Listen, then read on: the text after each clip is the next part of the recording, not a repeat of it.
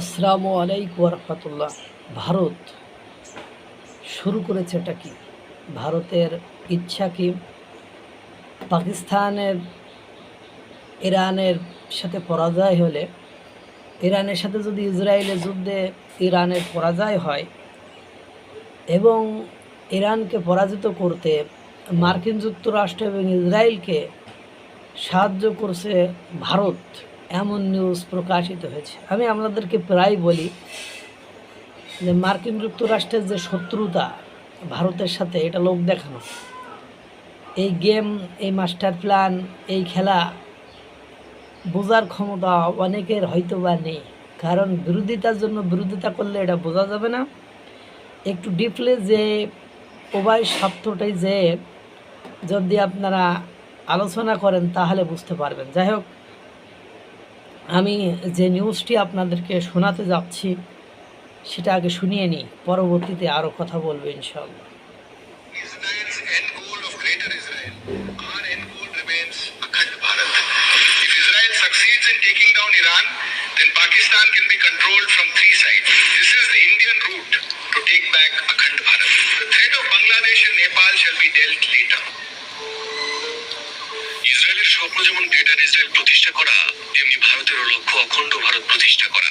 Israel যদি ইরানকে পরাস্ত করতে সফল হয়, তবে পাকিস্তানকে তিন দিক থেকে নিয়ন্ত্রণ করা সম্ভব হবে।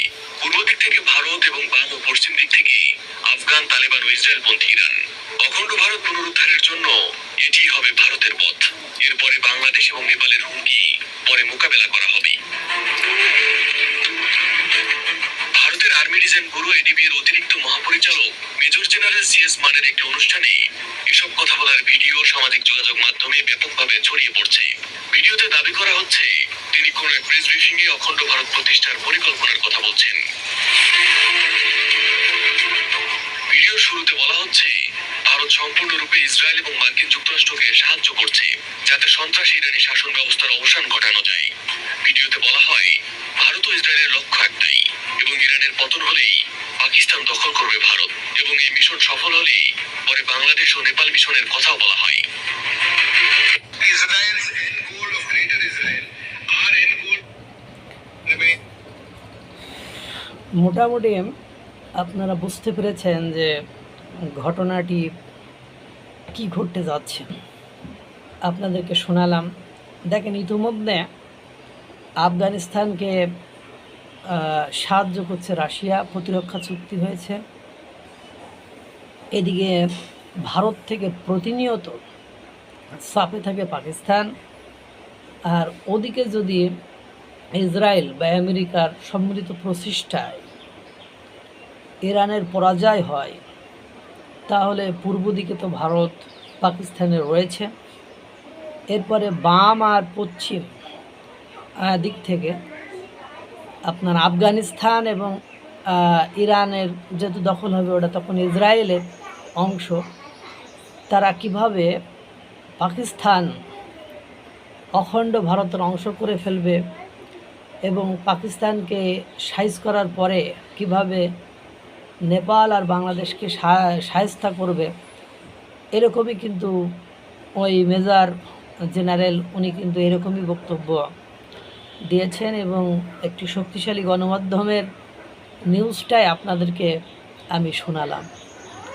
তা বুঝতেই পারছেন, এই জন্য এটা ব্যর্থ হওয়ার বা সফল হওয়ার সম্ভব কারণ তার প্রতিবেশী তখন তিনটা রাষ্ট্রই, ভারত পাকিস্তানের যে প্রতিবেশী তিনটা রাষ্ট্র, ভারত, আফগানিস্তান এবং ইরান, আর ইরানের পাশে থাকা বালুচিস্তান লিবারেশন আর্মি, ইতিমধ্যে তারা স্বাধীনতা ঘোষণা করে বসে আছে। সুতরাং পাকিস্তান ইজ ইন থ্রেট এবং পাকিস্তান পুরোদস্ত আপনার আমেরিকার উপর নির্ভরশীল হয়ে পড়েছে, আর সেই আমেরিকাকে সম্পূর্ণরূপে সাহায্য সহযোগিতা করে ভারত, সেটাও বলেছে। সুতরাং বুঝতেই পারছেন ভারতের এই জ্ঞানের খেলা বা ভারতের এই খেলা বোঝা বড় কষ্টসাধ্য। আমি প্রায়ই আপনাদেরকে বলি যে ভারত আর আমেরিকার যে দ্বন্দ্ব, যে সংঘাত, এটা লোক দেখানো। আজ বাংলাদেশের রূপপুর পারমাণবিক বিদ্যুৎ কেন্দ্র বন্ধ হয়ে যাচ্ছে, কারণ আমেরিকার সাথে যে চুক্তি হয়েছে আমেরিকা চায় না সেটা রান করুক। সুতরাং আমেরিকা না চাইলে চুক্তি অনুযায়ী আপনি কিছুই করতে পারবেন না। তা বুঝতে থাকুন, আরও দেখতে থাকুন। আল্লাহ তাআলা সকলকে ভালো রাখুক, সুস্থ রাখুক। আসসালামু আলাইকুম ওয়া রাহমাতুল্লাহ।